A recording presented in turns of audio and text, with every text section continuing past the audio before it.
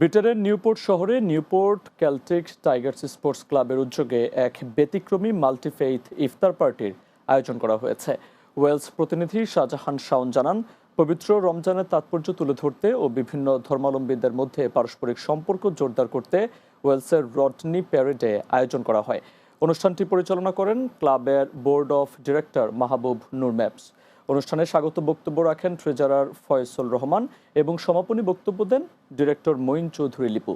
রমজানের গুরুত্ব নিয়ে বক্তব্য রাখেন হাওয়া আলম, হাফিজ মাওলানা বদরুল আলম, ব্যবসায়ী শাহজাহান এবং মহিলা নেত্রী ডক্টর জুসনা মুহিত সহ অন্যান্য অতিথিবৃন্দ।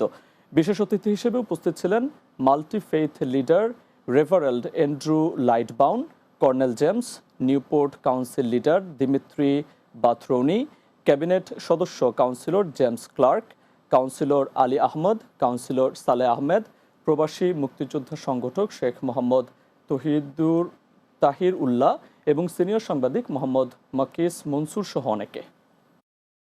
টাইগার স্পোর্টস ক্লাব যেভাবে কাজ করে যাচ্ছে, আজকের এই ইফতার মাহফিলের মাধ্যমে আরও এক ধাপ এগিয়ে গেল এবং আমরা আশা করি আগামীতে অতীতে ধারাবাহিকতা বজায় রেখে কেল্টিক টাইগার ক্লাব আরও বলিষ্ঠ ভূমিকা রাখবে।